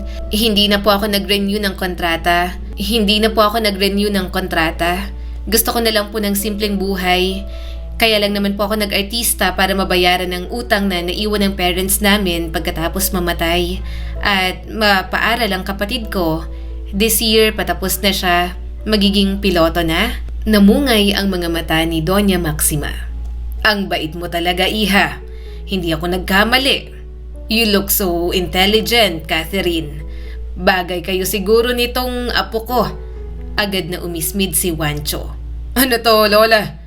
Kaya mo ba siya pinagstay dito para mapalapit sa akin? I told you, wala na akong interes sa mga babae. Hindi ako mag-aasawa. Hindi ka mag-aasawa. Hindi ka mag-aanak. Sinong magmamana nito? Ha? Mga second cousin mo. Huwag ka magsalita ng tapos apo.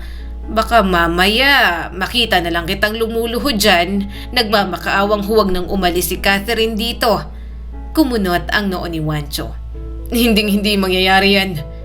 Huminga na lang ng malalim si Catherine at nagpatuloy sa pagtatype. Kagagaling niya lang sa breakup. Bukod doon, kahit nagagwapuhan siya kay Juancho, hindi na para patulan. Ayaw niya sa masungit na nga ay woman hater pa. Kinabukasan, nag-swimming siya ulit. Sinama niya si Tata dahil masyadong boring kapag siya lang. Si Doña Maxima naman, nasa gazebo at painom-inom ng herbal juice nito. Pero muntik nang malunok ni Catherine ng tubig dagat nang biglang naghubad si Juancho ng t-shirt. "Oh, iho, magsuswimming ka?" Nakangiting tanong ni Doña Maxima. "Sasamahan mo si Catherine?" Magkasalubong ang mga kilay ni Juancho. Maliligo lang ako saglit. Tagal ko nang hindi nakakapagdagat. Habang pasulong sa dagat si Juancho kasama ang sekretary nito na bahagyang nakaalalay, natulala na lang si Catherine at napalunok. Hindi naman ito mahihirapan maglakad dahil pino naman ang buhangin sa ilalim ng dagat. Parang may abs na papalapit sa kanya. Napaiwas siya ng tingin kaya nagkatinginan sila ni Tata. Tumawa si Tata at tinukso siya kay Juancho. Hanggang dibdib lang ang tubig, malapit lang sila. Dahil bulag si Juancho, ginagabayan pa rin ito kung saang direksyon lalangoy. Habang naglalangoy si Juancho, nagulat siya nang biglang may humawak sa kanyang mga paa sa ilalim. Pag-ahon ng binata sa harap niya, halos mawalan siya ng hininga. "Nakakagulat ka naman," hindi niya napigilang sabi. I'm sorry, hindi ko nakitang nakaharang ka. Lalayo na sana siya kay Juancho, pero narinig niya ang malanding tawa ni Tata. Nakikipaglandian na ito sa sekretary ni Juancho. Napakamot tuloy siya sa sentido. Anong ginagawa ng sekretary ko? Tanong bigla ni Juancho. Nakayuko sa kanya na para bang nakikita talaga siya. Ayon, naglalandi na kasama si Tata. Bahagyang ngumuso si Juancho. Bakit ganyan ang tono mo? Disappointed? Bakit? Do you like my secretary, Catherine? Nagulat siya sa tanong nito. "Ha? Anong pinagsasasabi mo dyan?" "Hindi Isang buwan pa lang ako rito. Pakialam ko dyan sa secretary mo. Saka si Tata ang gusto." Bakit gusto mo ikaw? Hindi niya napigilan ang pag-irap. "Alam mo, ewan ko sa'yo. Kung magsusungit ka lang, wag mo na akong lapitan at kausapin." Lalayo na sana siya pero hinawakan nito ang kanyang kamay. Gusto ko pang lumangoy pero sa mas malalim. Pwede mo ba akong samahan? Ayoko nga. Bahala ka dyan. Pero bago pa siya makalayo, pinulupot na ni Juancho ang braso sa kanyang tiyan. Hoy, Juancho, anong ginagawa mo?" Pero kahit may kakayahan naman si Catherine na kumawala, may bahagi sa kanya na gusto yon. Gusto niya ang init na katawan ni Juancho sa kanyang likod. Tila may kumakalma sa kalooban niya. Lalo na nang marinig ang lambot ng boses nito. Wala akong makita. At habang buhay na akong hindi makakakita. Hindi ko na makikita ang mga bagay-bagay sa mundo. Marahang sabi ni Juancho. Bahagya siyang natigilan. Nakaramdam siya ng awa para sa binata. Hindi niya lubos maisip kung paano ang buhay kung puro dilim ang nakikita. Anong suot mo? Tanong pa ni Juancho na nagpagulat sa kanya. Ha? Napasinghap siya nang marahang humaplos ang kamay nito sa kanyang tiyan papunta sa braso. Yumuko ito at dahan-dahang bumulong. Gusto kong malaman kung anong suot mo. Wala akong makita. Kaya iisipin ko na lang. Sobrang lakas ng tibok ng puso ni Catherine. Kinakabahan na siya sa pakiramdam na yon.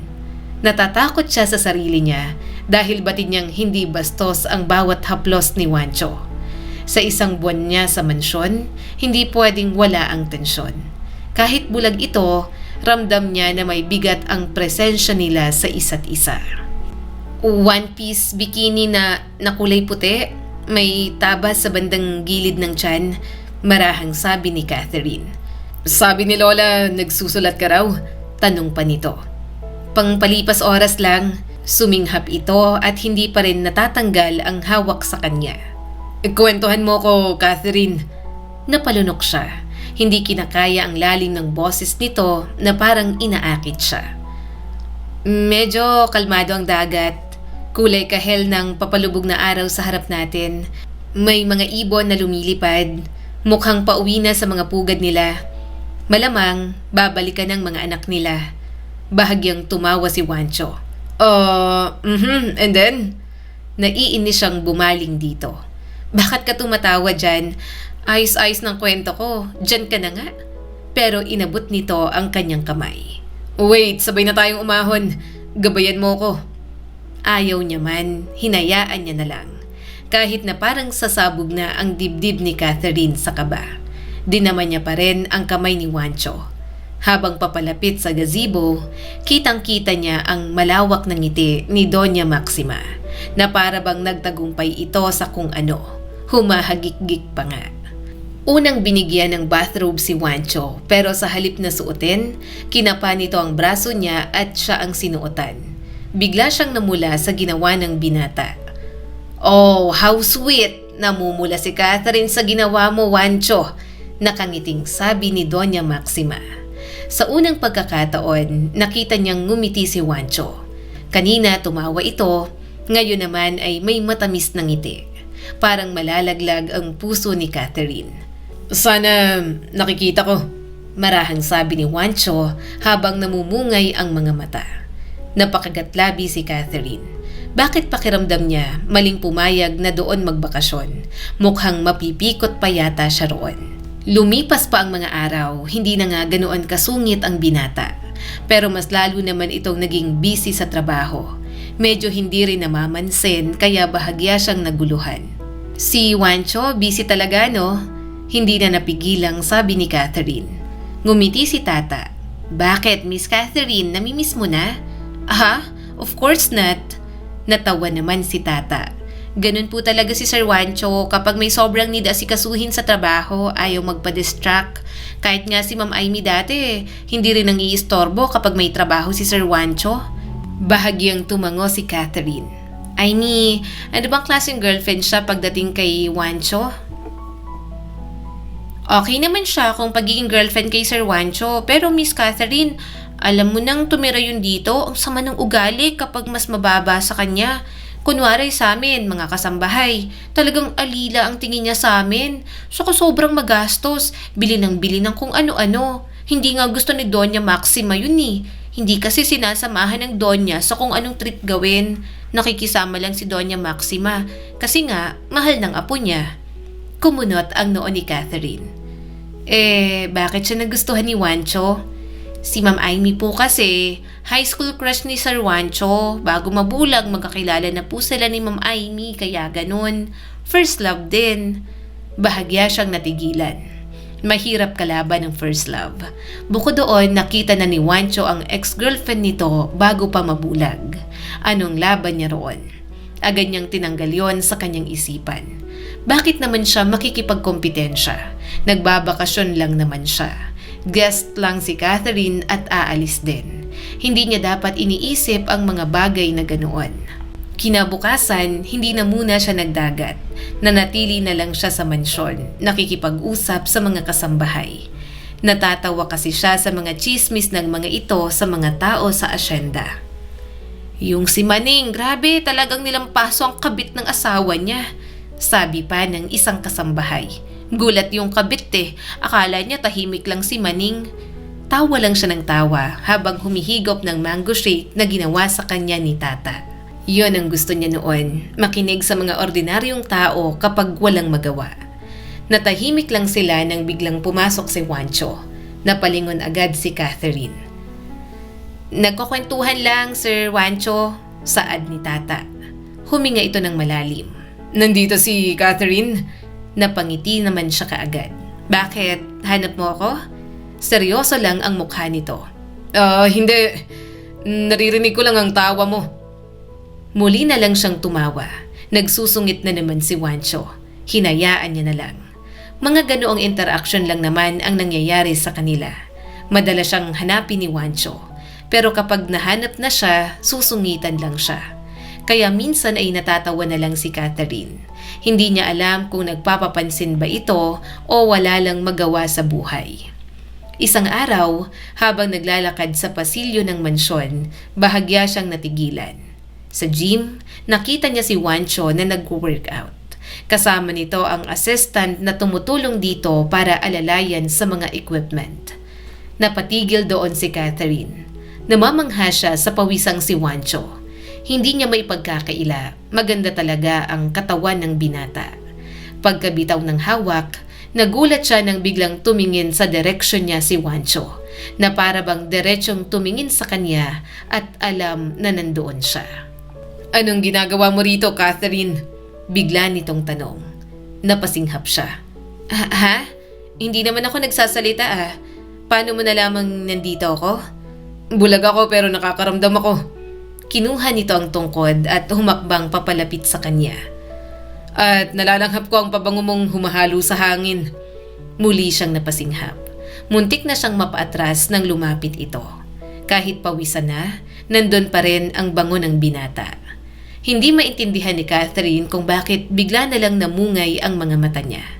Tila nilalamon siya ng tensyon na mayroon palagi kapag magkalapit silang dalawa. Bakit ka nandito? Pinapanood mo ako? Tanong ni Juancho. Napalunok siya sabay atras. Hindi no, bakit naman kita panonoorin? Diyan ka na nga. Tumaas ang mga kilay nito bago tumawa. Siya naman, namumulang naglakad palayo. Bulag naman si Juancho pero hindi niya maintindihan kung bakit parang lagi siyang natatameme kapag may ginagawa ito. Na para bang may hinuhuli ito na kung ano sa kanya. Bakasyon lang dapat ni Catherine, wala nang iba. Subalit nakikita na lang niya ang kanyang sarili na nagkaka-interes kay Juancho. Napapangiti siya kapag nakikita ito, kapag kasabay sa pagkain o abala ito sa asyenda. Paano ba naman, palagi siyang hinihila ni Doña Maxima na maglibot sa asyenda habang nasa golf cart. Minsan kasama ang binata, minsan silang dalawa lang. Ang lawak po talaga ng lupain ninyo, ang daming tanim, nakakatuwa. Nakangiting sabi ni Catherine. Saka nakakatuwa na may pabahay din po kayo sa mga matatagal na pong employee dito. Napangiti si Doña Maxima. Sadyang pinagsikapan itong buuin ng lolo ng aking asawa. Lumawak lang ng lumawak dahil magagaling ang humawak. Kapag naging asawa mo si Juancho, magiging senyora ka rin dito. Nanlaki ang mga mata ni Catherine. Po? Hinawakan ni Doña Maxima ang kanyang kamay. Hindi ko alam, pero sobrang gaan talaga ng loob ko sa iyo, Catherine. Gusto ko sana mas magkalapit pa kayo ng apo ko. Maging kayo tapos magpakasal. Bahagya siyang napangiwi. Hindi niya alam kung anong isasagot. Bakit naman po gusto niyo po ako para sa apo ninyo? Mayaman po kayo, imposibleng wala pong babaeng mas hihigit po sa akin. Isa pa, hindi nyo naman po ako lubusang kilala. Natawa naman si Doña Maxima. Hindi ko rin alam. Siguro ay naaalala ko lang din ang sarili ko sa'yo.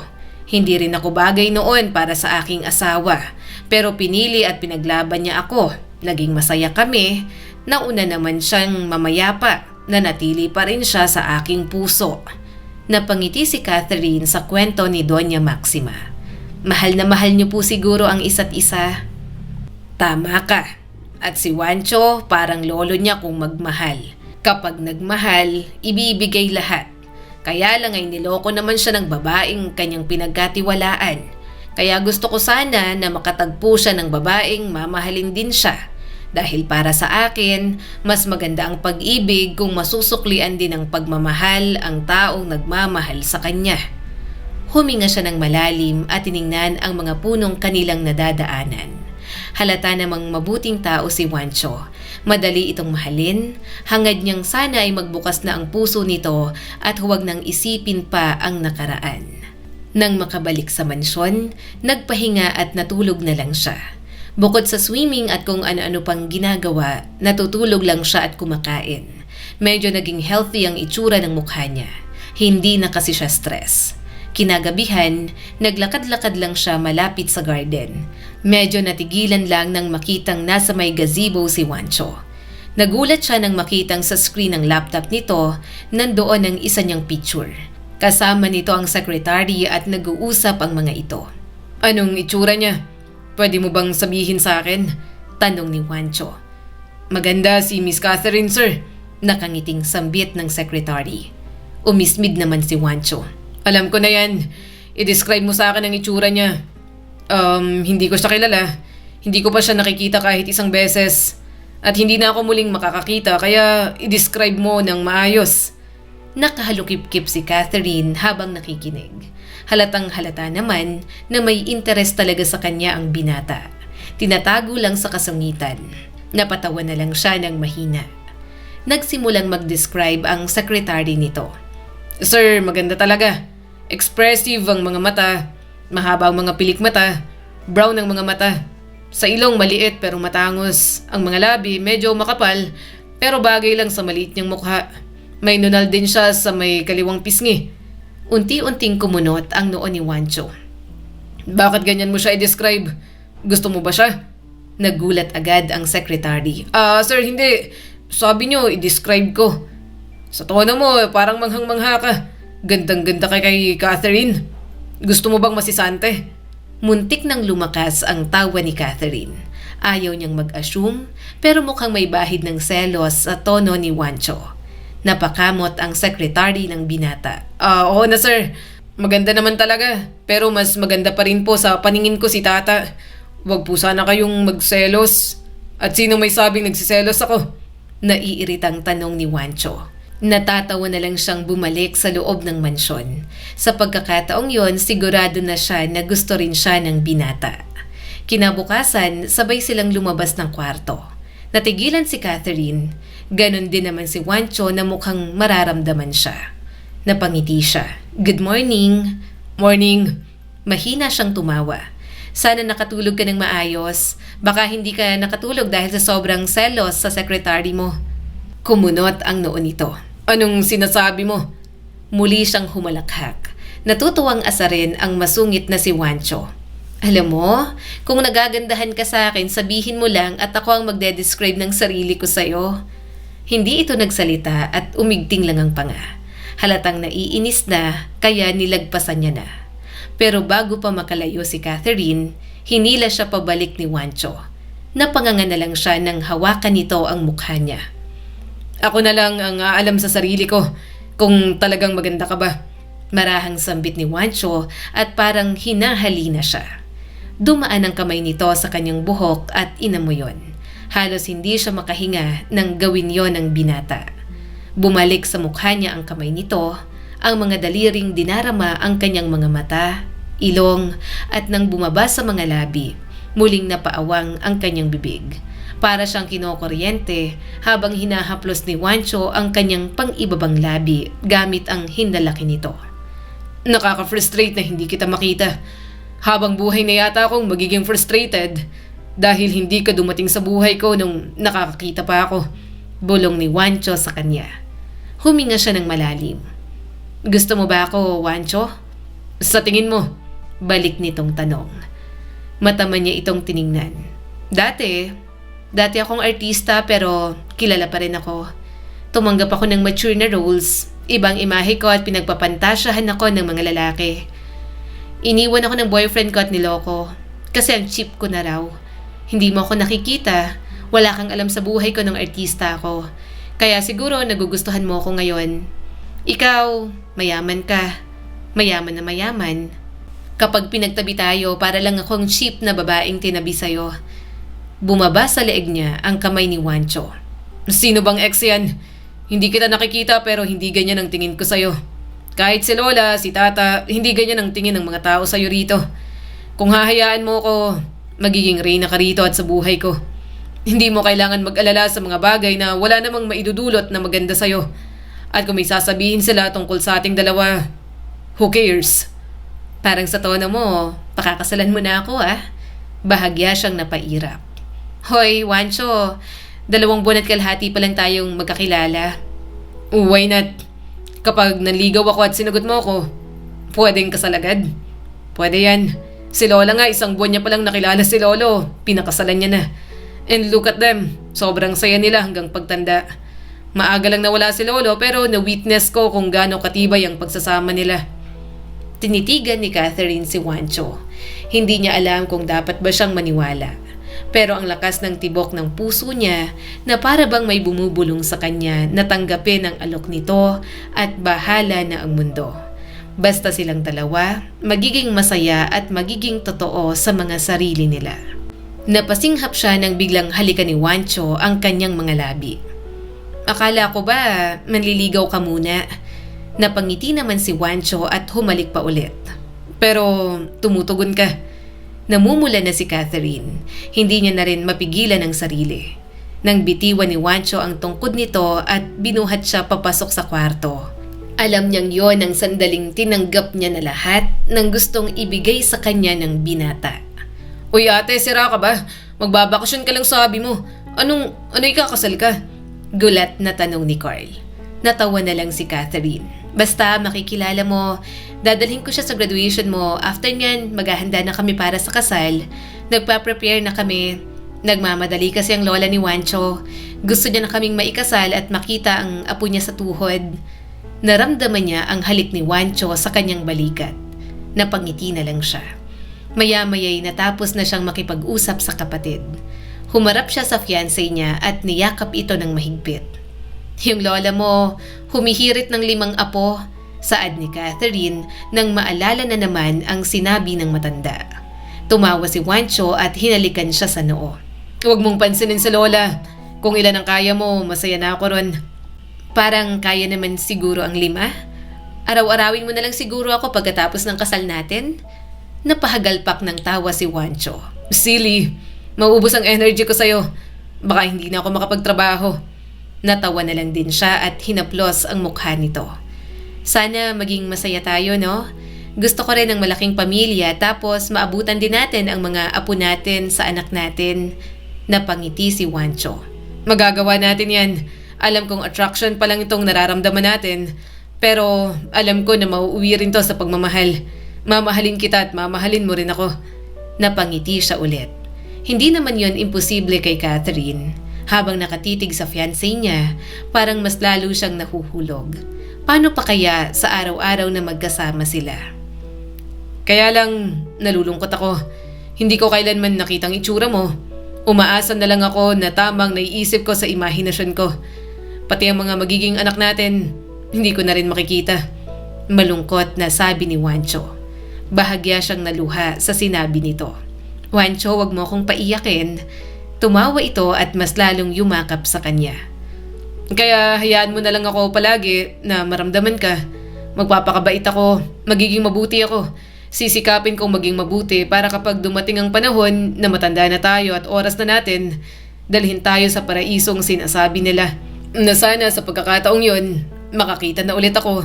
At kapag sumunod ka rin sa akin, sa wakas makikita na rin kita. Natatawa siya habang naiiyak. Masaya siya sa iniisip nito na pagtanda nila. Pero alam niyang habang buhay itong mapapaisip kung anong itsura kapag nandun si Catherine. I love you. Hinalikan niya ito sa mga labi. Hindi mo man makita ang lahat sa akin, pero sana maramdaman mo na ang puso ko, ikaw at ikaw na lang ang makikita. Mamahalin kita at magiging mabuting asawa rin ako sa'yo. Bumagsak na rin ang mga luha ni Juancho.